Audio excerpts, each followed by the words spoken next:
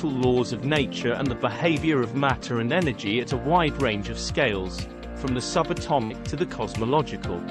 Theoretical physicists often work in collaboration with experimental physicists, who perform experiments to test and validate their theories. Together, theoretical and experimental physicists work to advance our understanding of the fundamental laws of nature and to explore the mysteries of the universe. Without our understanding of the underlying mechanism of the nature, all kinds of today technology would be impossible. For examples, communication networking, global positioning system, GPS, high-performance computer and magnetic resonance imaging. The Institute for Fundamental Study, or IF in short, was officially inaugurated on March 14, 2011 by Naresuan University Council as a research center unit. From the first day to the present, IF members are working on the cutting-edge areas of research in theoretical physics to expand the boundaries of our understanding of the fundamental laws of nature, including cosmology, gravity, string theory, quantum information science and mathematical physics. We would like to emphasize that frontier research in theoretical physics is essential for advancing our understanding of the universe and developing new technologies that would benefit not only Thailand but the world society.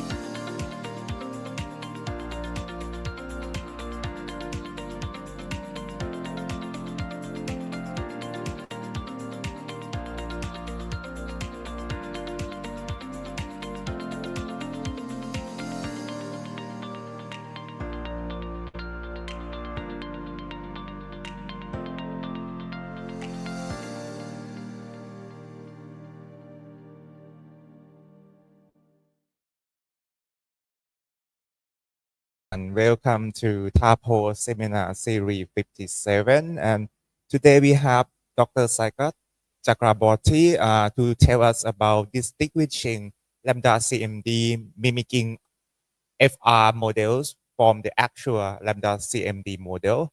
Please welcome our speaker.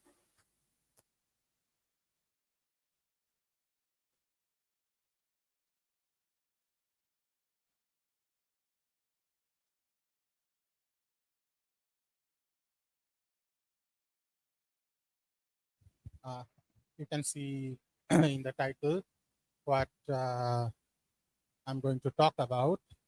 Basically, in cosmology, when we try to model the universe, we have many different kinds of computing models, which are saying like the best and the best. We have to the best. So it's the work that we want to distinguish and we far models.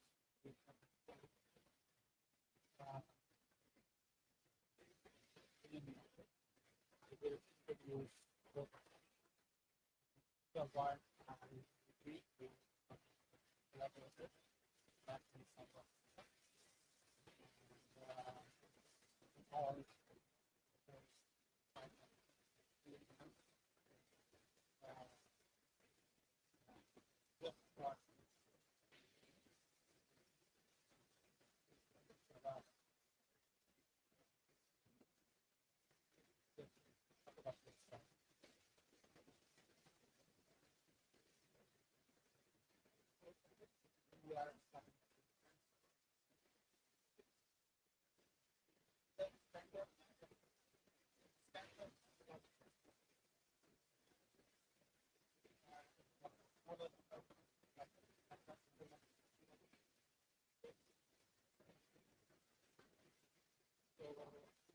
cosmological constant that drives the accelerated expansion, observed accelerated expansion of the universe. And the lambda CDM fits the cosmographic kinematic data quite well. And why did I put a star there? I will mention. But the model itself, the general relativistic lambda CDM model itself is not without flaws. We have the philosophical cosmological constant problem. Okay, it's not, I should not mention philosophical, it is an actual problem. Coincidence problem, some people may think it's a bit philosophical. Then we have H naught tension and sigma 8 tension, which are more observational tensions that has come into light in the last decade. So could it be that the underlying model of the universe expansion is actually not a general relativistic model, but actually based on a modified gravity theory, but which still gives rise to a cosmic evolution that is exactly the same as given by the ΛCDM model?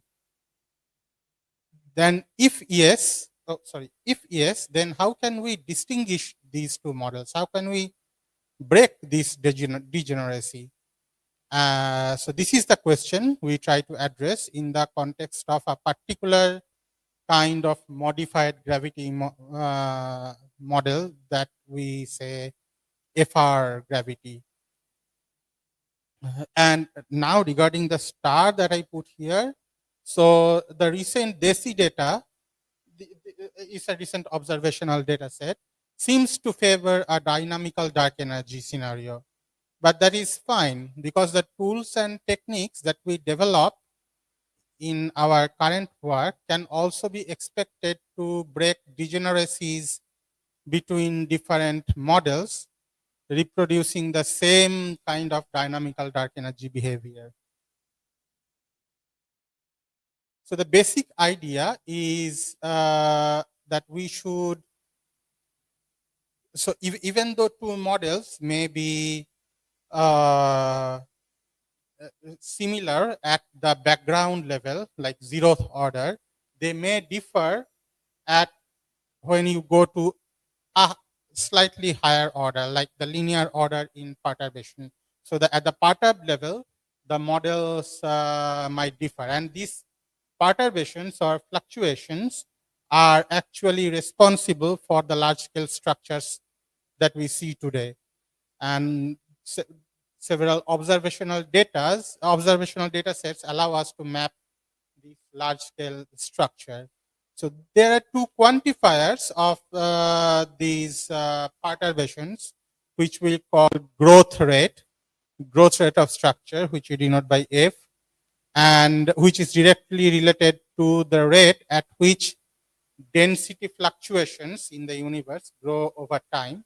And there is something called the growth index parameter, which measures how the growth rate is changing over time.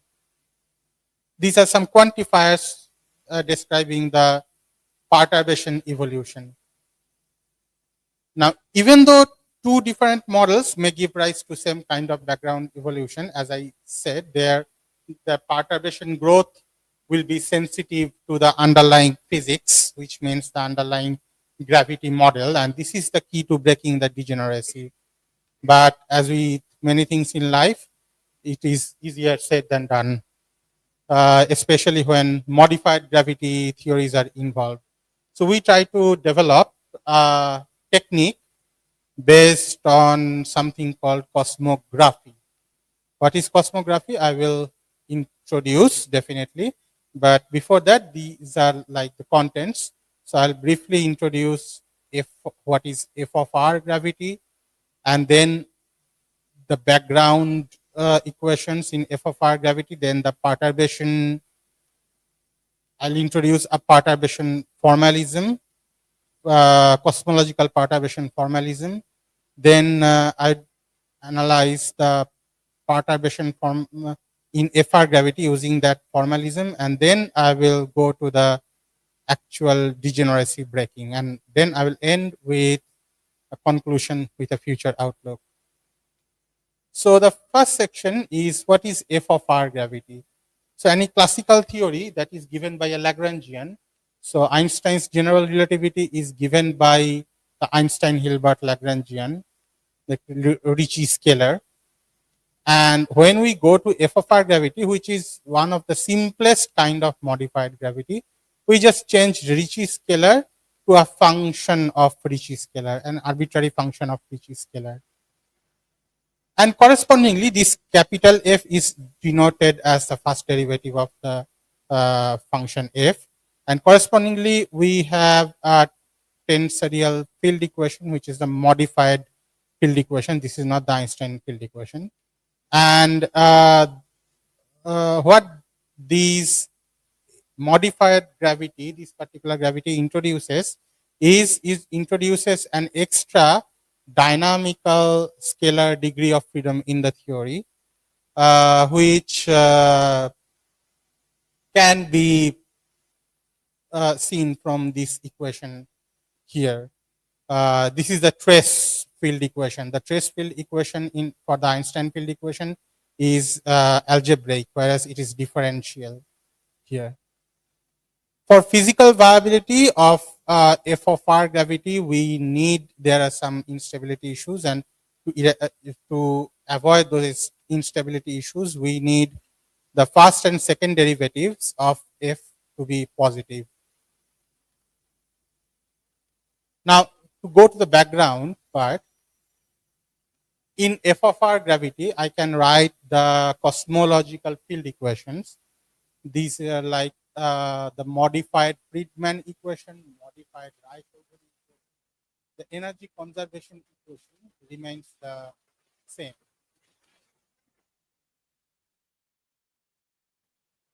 Now, what we do usually in cosmology is I give you like we are given a theory, and we are given a matter component, and we calculate how the universe works within that.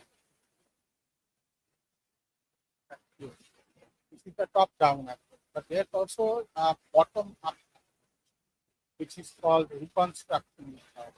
So this is like this. So I do not specify that theory because I do not know that theory. What I see is like, okay, I know how the universe is supposed to be solved. So I can specify that with the scale factor or the Hubble parameter as a function of time, and based on that, I can reconstruct the underlying theory. This can be done for various modified gravity models. So this can also be done in f of r gravity models, and this is like a classical reconstruction technique.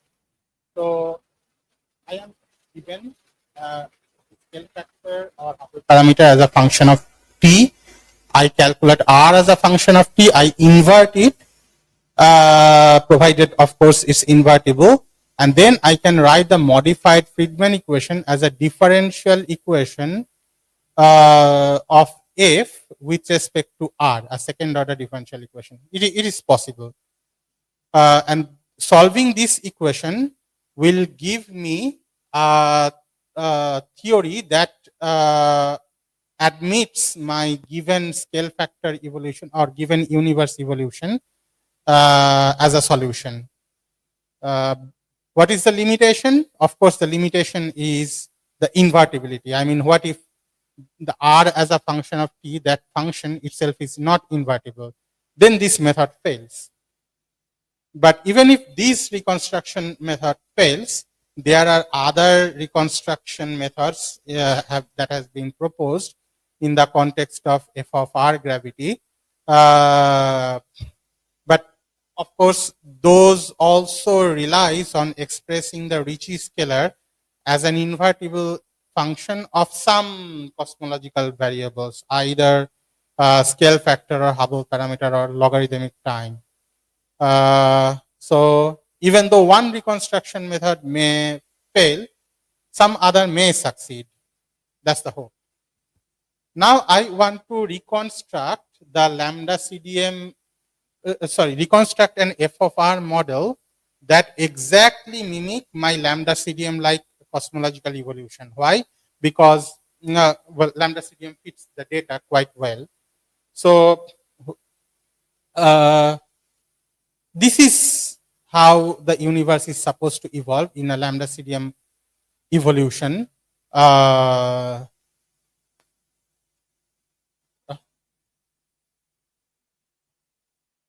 So in this case, two different approaches to reconstruction method actually work to reconstruct the ΛCDM mimicking FR models.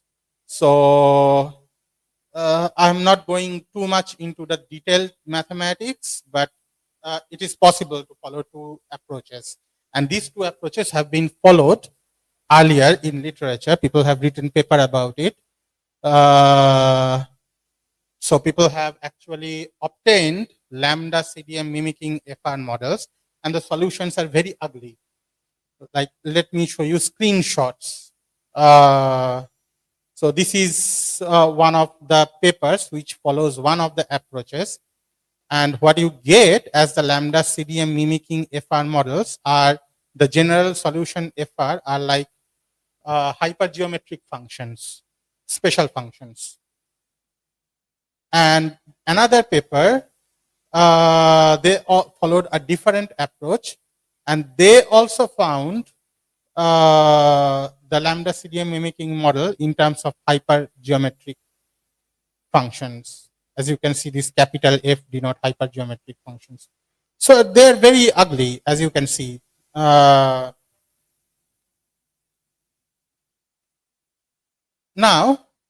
let me take a detour and tell you something about like rewriting the cosmological equations in a certain way.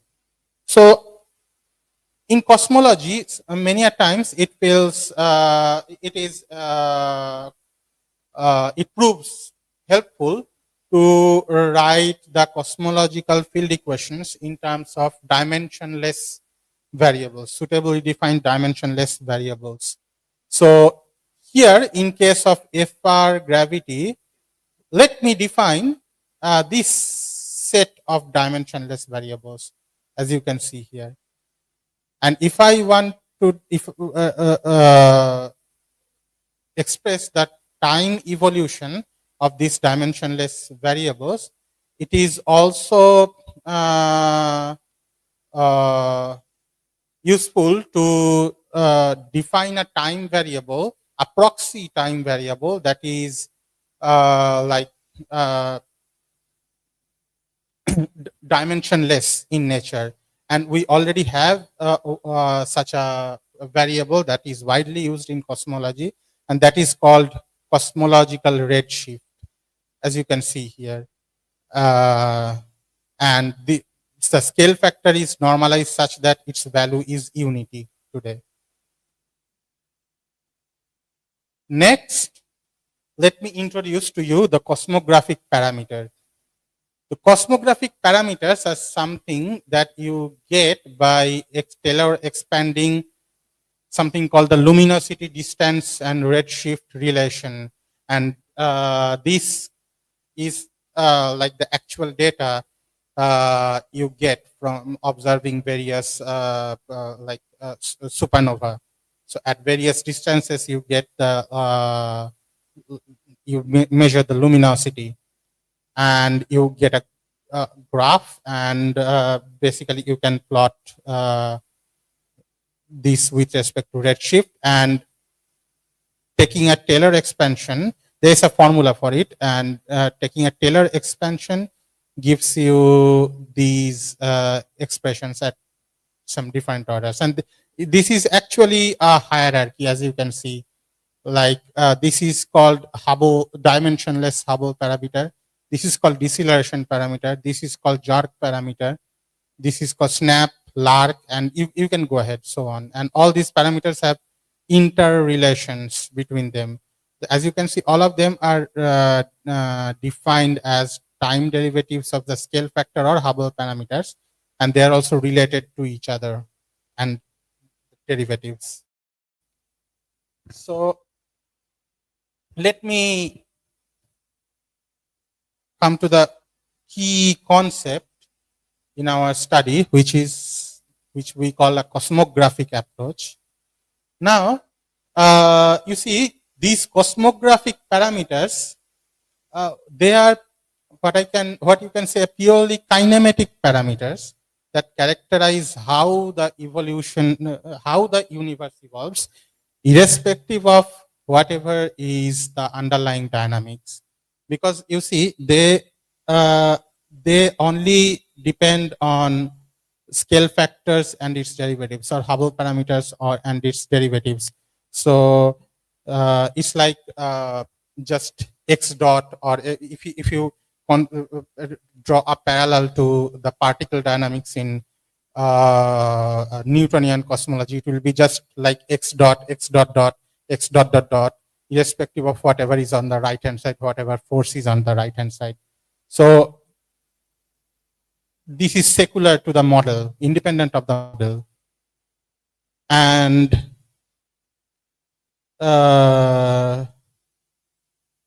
these cosmographic parameters and the earlier variables that I defined, they have some relations between them. And these relations are like the Friedman equation gives me one relation, algebraic relation, and the definition of the Ricci scalar gives me another algebraic relation. So as you can see, both of them relate some of those dimensionless dynamical variables to the deceleration parameter. So I am saying them as algebraic constraints because they're just algebraic equations. Now it can be proved that a cosmological solution, if it is believed to be a solution of FR gravity, some FR gravity, then it can be expressed, the cosmological solution can be expressed as an algebraic cosmographic relation that involves only up to that L parameter, which is called Lark parameter. That's why I haven't gone beyond Lark parameter here. Otherwise, you can go on like forever. Now, together with these dynamical variables and cosmographic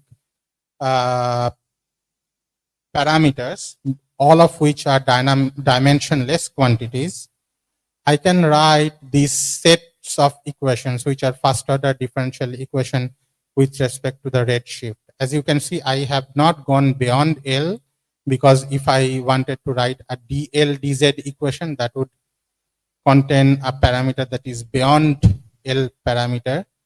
And I also do not have dv dz equation and dy dz equation, because v and y can be determined from this constant, so they are not independent. So these are like my independent set of parameters and independent set of equations. Sorry. So now, since my goal is to investigate ΛCDM mimicking FR models, I need to first specify the ΛCDM evolution in a cosmographic way. So the cosmographic constraint that specify the ΛCDM-like cosmological evolution, that is simply given by this. This J is the Jark parameter, K is a dimensionless variable that is related to the spatial curvature, global spatial curvature of the universe. And in particular, we will focus on spatially flat ΛCDM evolution. And then it gives rise to the simple cosmographic relation J equals to 1. And how can I verify that this is actually this specifies the ΛCDM evolution? Well, J is related to the second derivative of H, Hubble parameter. So you integrate back twice. What you get is this equation, this expression over here. So as you can see, there is a clear what I call CDM limit, cold dark matter dominated limit at high Z, because at high redshift, which is like far past, you have h square going as almost as 1 plus z whole cubed, which is exactly what is supposed to be if it's cold dark matter dominated. And then at z goes to -1, which is like far future, this term asymptotically vanishes, so you have constant value of h, which is the de Sitter solution, which is what you are expected to get. And when you set j equals to 1, this also fixes your higher order cosmographic parameters, as you can see here. So you set j equals to 1, and these were the relations of S and L with respect to lower order parameters, and they are all expressed in terms of Q automatically, so they are not independent anymore. Okay, now I come to the perturbation section, and I will use a perturbation method, a perturbation formalism that is called the 1+3 covariant formalism. This is not the usual like Bardeen formalism that people are mostly used to. So let me just slightly briefly introduce it. So in this 1+3 covariant splitting, so all the covariant geometric and thermodynamic quantities are decomposed into a part along a time-like unit 4 vector and in a part that is perpendicular to it. So like metric is decomposed like this.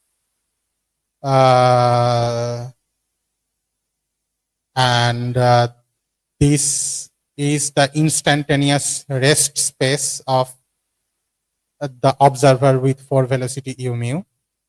And this rest space is orthogonal to the velocity of the observer.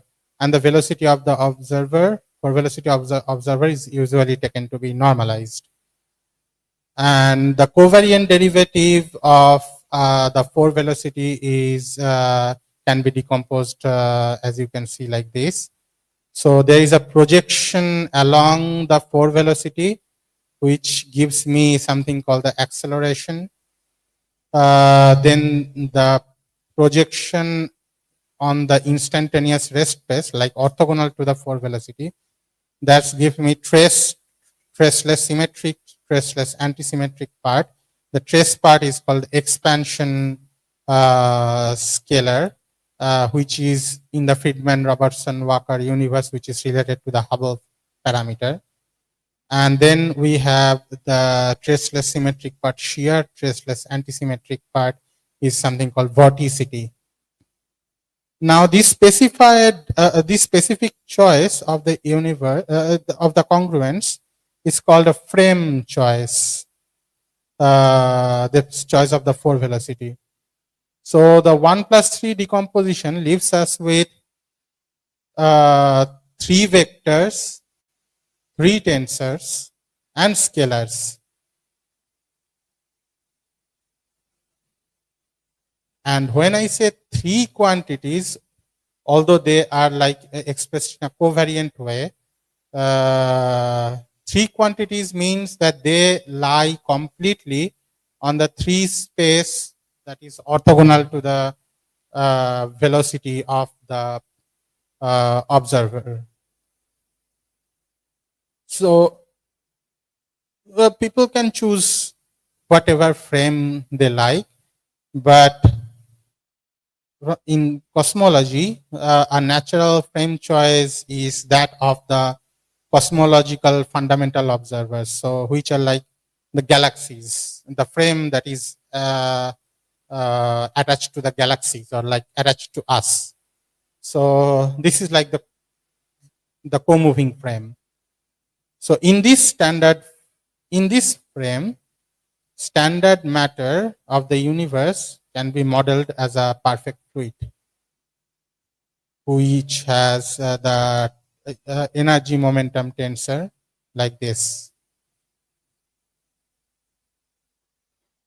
So when we do perturbations in this covariant 1+3 covariant approach, so in the usual metric based approach, one starts with writing a metric in a particular coordinate system, like FLRW metric is written in Cartesian coordinates, and then one perturb the metric coefficients, and then one gets the perturbation of all the metric components. And due to the general covariance of the gravity theories like GR and FR, this gives rise to the famous or infamous gauge issue. For example, I have never seen cosmological perturbations is done by writing FLRW metric in spherical polar coordinates. So then one must choose a particular gauge to work with, or cleverly construct gauge invariant variables. So this latter approach was championed by Bardeen and Mukhanov, like all those big names. Then in the covariant semi-tetrad 1+3 formalism, this is completely coordinate independent. So when you want to specify a space-time, you do not write the metric. What you say is like which of the covariant quantities with respect to the cosmological fundamental observers are vanishing. So for example, for FLRW, when you want to specify the Friedmann-Robertson-Walker universe, you don't write the metric like minus dt square plus s square times, like, you do not express the metric, like specify the space-time by writing a metric. What you say is, okay, my FLRW space-time is a space-time where all the other covariant quantities, except for these three, expansion scalar, energy density, and the 3dg scalar, except for these three, all other quantities are zero. So basically that's how you specify a space-time in a coordinate independent way. And how do you do perturbation in this approach? When a covariant quantity is zero, there is a mathematical zero at the background level, like shear, vorticity, etc. are zero at the background level for FLRW space-time. So this is a gauge invariant perturbation quantity at all higher orders. And this is actually a mathematical proof by these two guys, and it's called Stewart and Walker lemma. And to consider linear perturbations, what you do is those variables that are zero at the background, you do not make them completely vanish, but you consider them to be small up to linear order. So that's how do linear perturbations. If you want to do higher order perturbations, so maybe you consider them up to quadratic orders, like that. So if I want to consider only scalar perturbations, we ignore all such perturbation quantities that are 3 vectors and 3 tensors, and consider only the perturbation quantities that are scalars. And the gauge ambiguity in perturbation in the usual approach comes because you can change the coordinate. You can give it a gauge transformation like t goes to t plus something, x goes to x plus something, and then your perturbation variables also change. But when you are doing the covariant approach, which is coordinate independent, then there is no gauge ambiguity anymore, because all the perturbation quantities are covariant quantities. In the usual formalism, you may have like a perturbation quantity that is 0 in one coordinate system or one gauge, but when you switch to another gauge, another coordinate system, it can be non-zero. But in the covariant approach, all your perturbation quantities are also tensors. Like, so a tensor, when it is 0 in one coordinate system, it is also 0 in another coordinate system. So there is no gauge issue. And of course, there is a relation between this approach and the earlier gauge coordinate dependent gauge invariant quantities definition. I mean, that approach that is championed by Mukhanov, Bardeen, etc. And by the way, this covariant formalism is championed by George Ellis. So this, I mean, it can be proven there is a correspondence between them. So all the covariant perturbation quantities that correspond to some gauge invariant combination in the coordinate dependent approach. But anyway, to investigate the structure growth in FR gravity, the relevant covariant perturbation quantities that we will need to consider are these two quantities, as you can see here. The first one is matter density fluctuation, which is a scalar quantity, and then the Ricci scalar fluctuation, which is also a scalar quantity. We will consider only scalar perturbations. Now you get the FR perturbation equation in the 1 plus 3 covariant formulation. So this is the perturbation equation for the matter density fluctuation, and the other is the perturbation equation for the Ricci scalar fluctuation. Now, as you can see, they are quite complicated, and they contain, the coefficients contain the function f and its derivatives. Both are derivatives, and which are like prime, and then you have dot derivatives as well. So if I want to investigate perturbation evolution of ΛCDM mimicking FR models, does that mean I now have to substitute the complicated hypergeometric FR forms into the perturbation equations, into like these coefficients here? Well, that would be a mess, right? Yeah, no way. So because we are lazy, so we try to look for way arounds, like maybe a slightly more elegant approach. And that still lets us study perturbation in ΛCDM mimicking FR models without actually worrying about like the reconstructed form. And turns out there is, and that is the trick. The trick we use is cosmography. And how do we do that? So we call it the perturbation analysis in FR gravity, cosmographic approach. And see, first we have in the equations all these, some of these terms in the coefficients, which can be expressed in terms of some of the dimensionless dynamical variables that we had defined earlier. So these terms are taken care of. Good.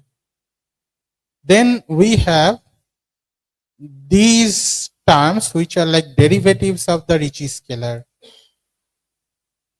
of various orders. So I have to take care of these terms. And how do I take care of these terms? Derivatives of the Ricci scalar can be expressed in terms of the Hubble parameter and all the higher order, like all the cosmographic parameters at various orders. So, okay, that's how I take care of these green terms over here, which is like Ricci scalar and its derivatives.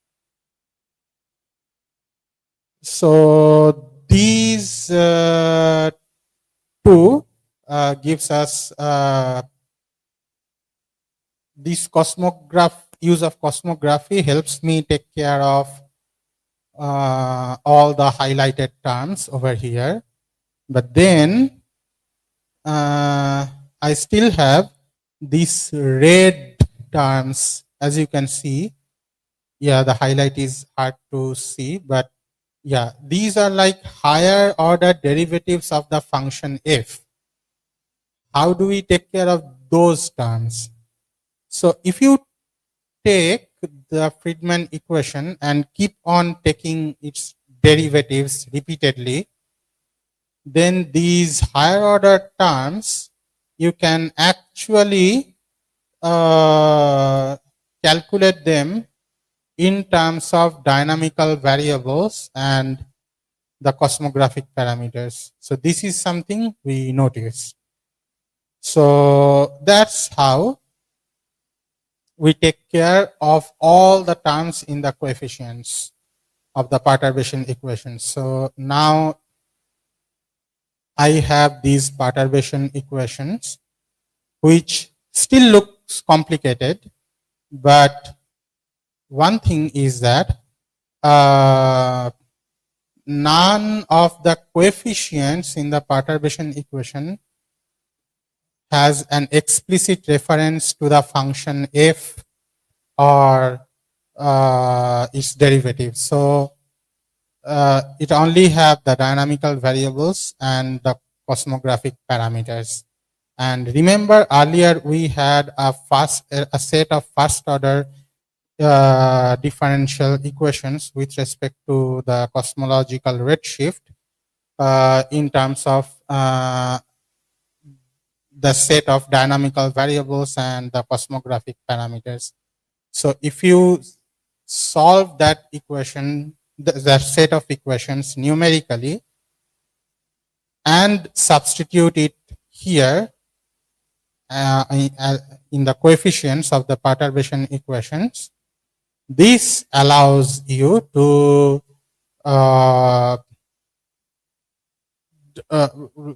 investigate the ΛCDM mimicking FR models without working with hypergeometric functions. And here you can see some K here. These K are basically like I have expressed the perturbation equations in the Fourier modes. So a perturbation quantity is decomposed into several plane wave modes with like an infinite sum of plane waves with the k's representing k hats representing the normalized wave number of various plane waves modes. That's just the Fourier transformation. And next, let me, okay, so also like I have seen shown it before, like when you set j equals to 1, you also have S and L specified in terms of Q, the deceleration parameter. So the perturbation equation for ΛCDM mimicking FR models can be written in terms of a finite set of dynamical variables, like just these 5 variables. No need to explicitly use complicated hypergeometric forms. So now now that we have been able to achieve that, this is just some numerical results shown here. So it's like growth function. We can calculate the growth function for the ΛCDM mimicking FRs, and as I have said before, the quantifier for the growth density fluctuation is the growth function, which is like we define as S. And here we have plotted the growth function, the evolution of the growth function with respect to the cosmological redshift for one, the general relativistic ΛCDM model, and 2 for for ΛCDM mimicking FR models for various wave numbers, for various plane wave modes. In the cosmological language, we call various scales. Why is there only one plot for ΛCDM while several like scale dependent plots for FR? Because in general relativistic ΛCDM models, the perturbation, the matter density perturbations are scale independent. But in modified gravity, they are scale dependent. And these are some plots for smaller values of K. And these are some plots for larger values of K. We usually call smaller values of K is like large scale, and larger values of K is like small scale. And then we can similarly plot the growth index parameter for ΛCDM mimicking FR. And we can also plot its cosmological evolution. As you can see, we did the same for various different scales, various different K values. And then one very important plot is this scale dependence that can actually offer a distinctive feature for the ΛCDM model and the ΛCDM mimicking FR models. So as you can see here, these gamma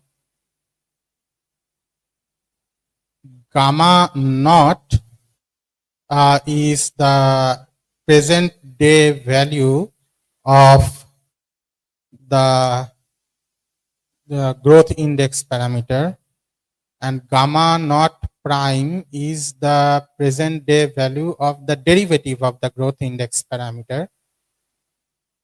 And for the ΛCDM model, the growth index parameter is the present day value of the growth index parameter is not scale dependent. As you can see, it's like almost constant. And here, as you can see, it's like almost zero. Okay, so there it's not exactly zero because we tried to, what we did is we tried to calculate the ΛCDM gamma naught prime from this the FR perturbation equation itself. But the main point is that the scale dependence is very insignificant for general relativity, general relativistic ΛCDM model. Whereas for FR models, okay, don't bother about the blue plot here. But for, because the blue plot is like, we also wanted to investigate something called quasi-static approximation. So just consider the red plot. So as you can see, the red plot has significant variation over different scale, both for the present day value of the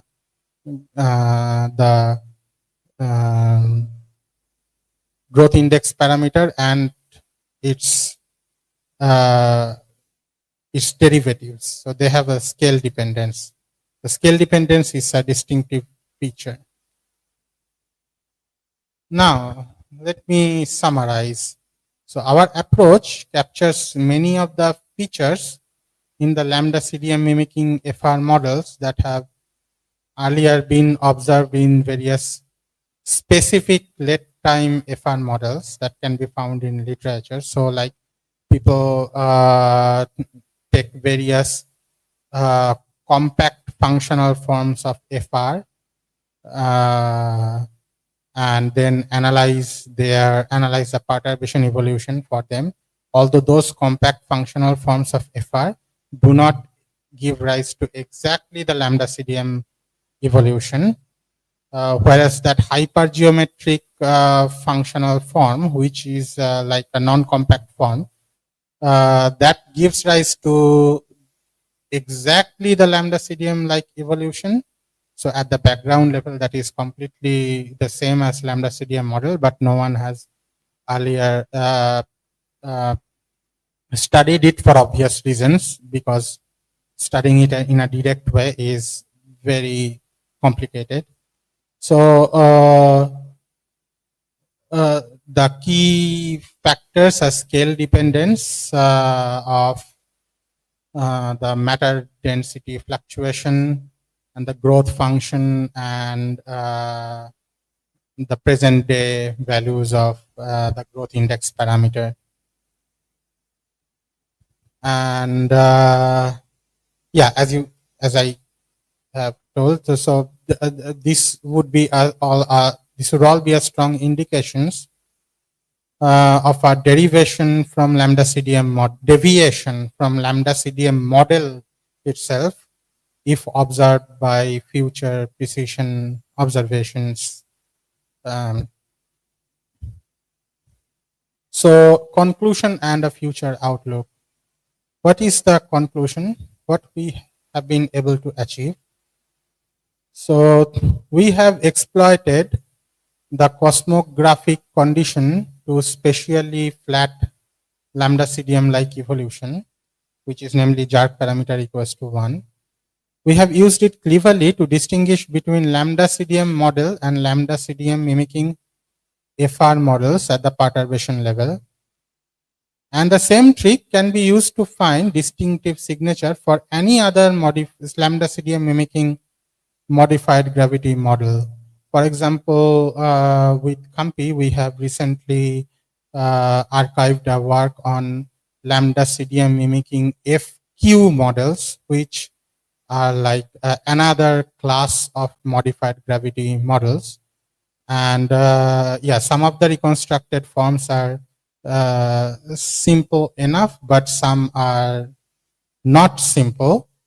But this cosmographic approach can also be used there to find the signatures of lambda CDM mimicking FQ models, and then people can make a comparison which one is better, like the actual general relativistic lambda CDM model or the lambda CDM mimicking FR models or lambda CDM mimicking FQ model, which one is a better fit to perturbation related data that will hopefully be more and more precise in the future.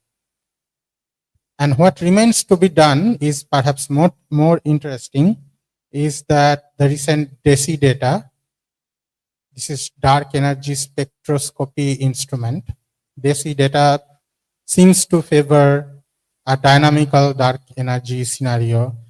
So it's like the energy density of the dark energy is not constant, and which also means the equation of state is not constant but is dynamical. So you, together with WDE, you also have a WDE prime, which is like a derivative.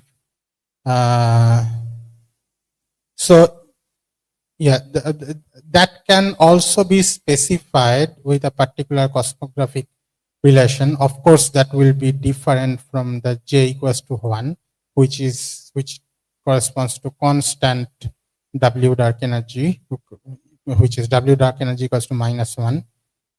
And similarly, this cosmographic approach can also be used to differentiate between a dynamical dark energy model based on general relativity and the same dynamical dark energy model which is reproduced by FR gravity or FQ gravity or any other modified gravity. So yeah, we expect this approach to find more use in the future. Okay, thank you.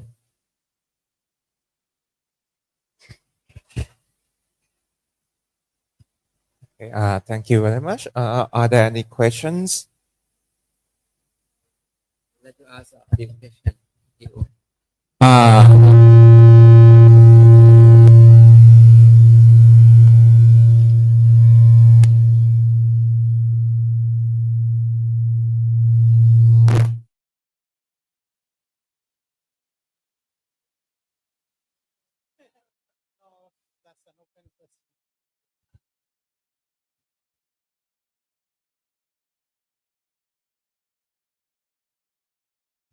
Hello, yes.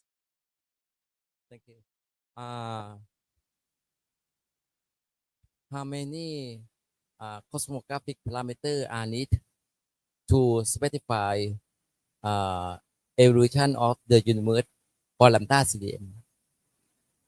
How many cosmographic parameters? Yeah. For One the, or two for for the general lambda CDM. lambda CDM model based on general relativity, Yes. only up to the Jark parameter, which is like okay. So for the lambda general relativistic lambda CDM model, it's just J equals to 1. That's J equal to J, 1. yes. So this means that if we know J, we can compute Q, right? Yes. Oh. Okay. And also, so in this case, but for FR gravity, compare, FR gravity is a modified gravity, so there is additional degree freedom. So I think there should be one additional parameter of the model, right? So it's like this. So if like you are given as so if you think as a scale factor evolution to be a solution of an FR field equations, Yes. so it must satisfy the FR field equations, right? So now you want to specify that scale factor evolution completely in terms of an algebraic relation between cosmographic parameters.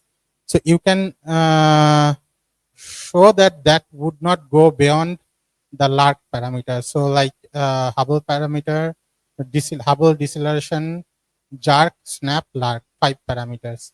But if you want a solution of, if you believe a scale factor, given scale factor to be a solution of the general relativistic field equation, you have to only go up to, I mean, you can go only up to Hubble deceleration, Jark, and Snap in general. Snap. Yes. So you do not necessarily always have to go up to Snap. Maybe that, you know, in some cases you go only up to Jark and that's it. Like for lambda CDM like evolution, which is a solution of which is a solution of the general relativistic equation, you can only go up to J for specially flat case and you stop there. Okay.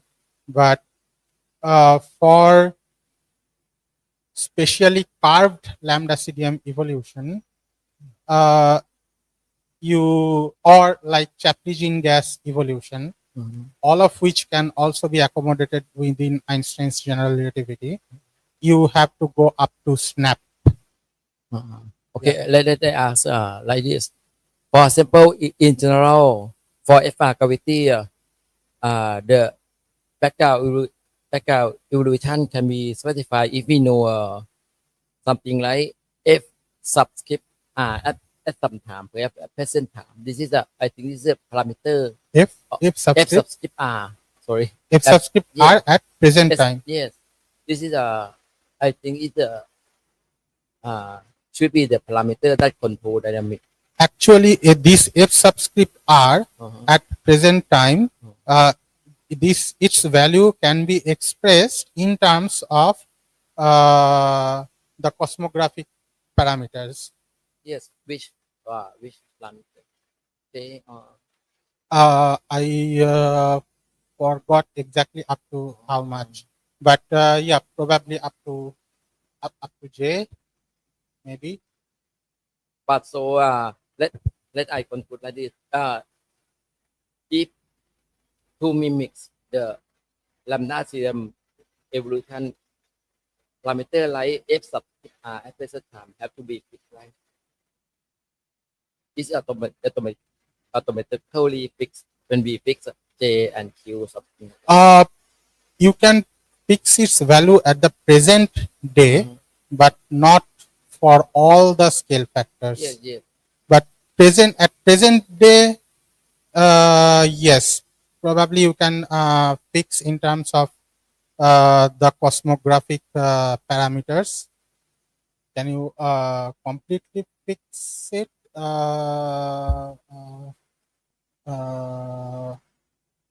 Okay, if you can completely fix it, then what's the difference with general relativity? I have to actually check one Okay. paper. Because yeah. actually my last question is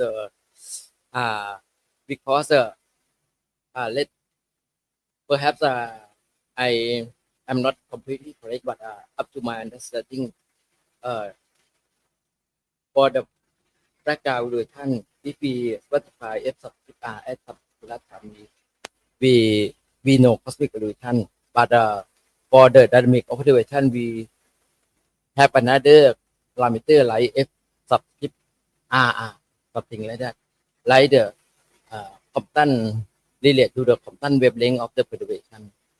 Yes, I think you will need something more, like Yes, not exactly, not mm. only the cosmographic parameter. Yes, but my question is, if we specify the cosmographic parameters such that the evolution, background evolution mimics the lambda CM, both of these quantity are fixed, or we have a freedom to change. I think we have a freedom to change because see, if both of these were fixed, then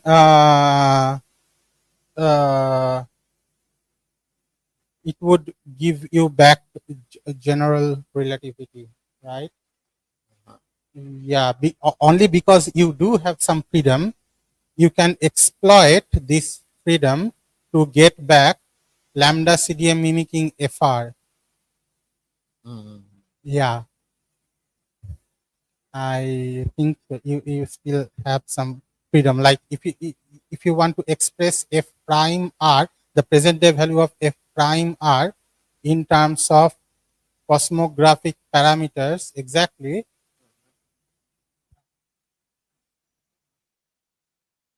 Only in terms of cosmographic parameters, I actually have to check. I forgot. Oh, okay. Yeah. Okay. Okay. I've seen people trying to constrain the deceleration parameters, but I haven't seen like any constraint on like any higher parameter. Do you know like anyone like Up try to to that parameter, yes, people have constrained jerk. the jerk? Yeah. Yes, jerk parameters. So what they do is they take it from various data sets, and then I think they carry out this Monte Carlo simulations. Oh yeah. Yeah, and it is close to 1, but the actual best fit value depends on the data sets that you Oh you yes. take. Okay. Okay. So would that like if you like have a suitable choice of your cosmographic parameter, would that simultaneously solve the Hubble parameter and the sigma 8 parameter? Is it possible? Because it doesn't depend on your cosmological model, right? It's just the evolution of the expansion rate, right? I do not exactly know about the sigmoid problem, but for the H naught problem, the issue is there is one set of experiments that is like dependent on the local universe. Yes. That is model independent. Yeah, that's what they do. Like take from various data sets and you then constrain it. So if you constrain J naught, yeah, that should also be consistent with your constraints on H naught and Q naught. Maybe already to constrain J naught, they already use the constraint on H naught, Q naught. Yeah, probably. So that should be consistent. But the problem occurs when you go to higher redshift observations, because then you have to assume a model. Oh, yes. Right? Because yeah, so basically, if you You mean the CMB, right? yes, if Oh, you take the lambda CDM model, or if you take lambda CDM mimicking FR model, things might be different. Yeah, because I think for the CDM you have to assume some model to actually fit a lot of parameters. Yes, you have to. I mean, basically, the high redshift ones are Yes. model dependent, right? Okay. Yeah. Are there any questions? Why the semi-QS and the full QS and the exact solutions not consistent? So sorry. I mean, why the semi-QS solutions and full QS solutions and the exact solutions not consistent? I mean, the behavior is increase and go down. So you were talking about semi-QS. Yeah, yes. Oh, I haven't mentioned it in the talk because So yeah, because no, I no, saw it's fine, because usually what people who does FR gravity or modified gravity, when they do perturbation analysis, they take these kinds of approximations. These are called quasi-static approximations. QS means quasi-static. So it has been criticized by some people, like these approximations are too drastic and it like omits a lot of information. So we actually thought that we would do like all the we would investigate all the three cases. So the exact solution is like when you do not take any approximation, then I take some approximation which is not absolutely quasi-static, but some a bit towards quasi-static, and then we go full quasi-static, and we show that yes, that is actually the case. I mean, they do not always converge. So when you do these approximations, you have to be careful. Yeah, it's better not to do the. I mean, not to take the approximations as long as you can. So they don't always match, as you can point out from the talks.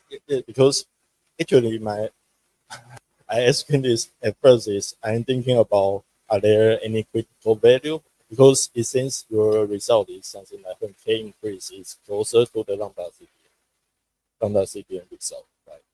K increases, it's I mean the matter density, matter density to the gamma.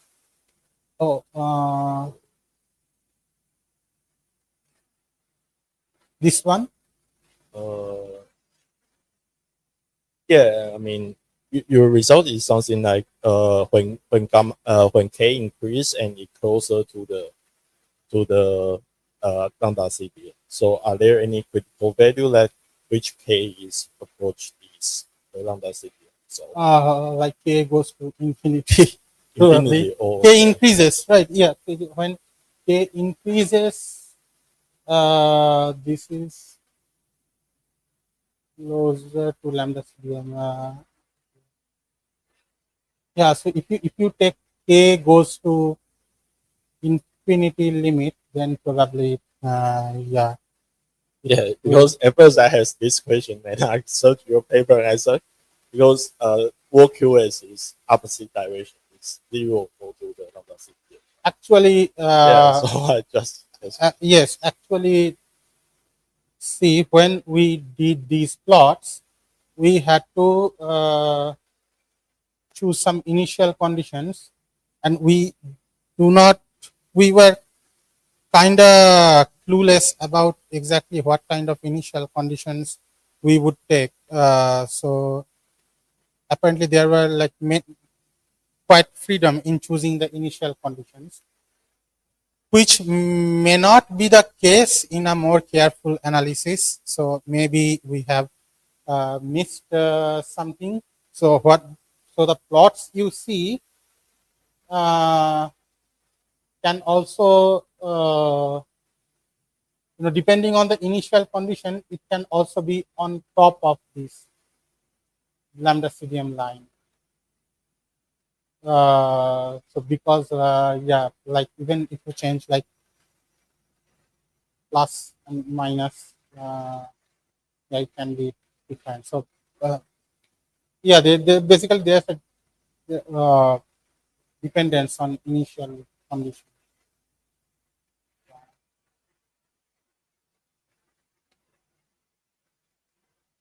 Thank you.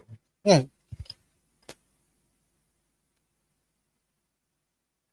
Any more questions? Okay. If not, I would like to say thank you for our speaker, Dr. Saikat, again Thank you. For a nice talk today, and please say thank you. Please thank you our speaker again. And this would be the end for the talk. Thank you.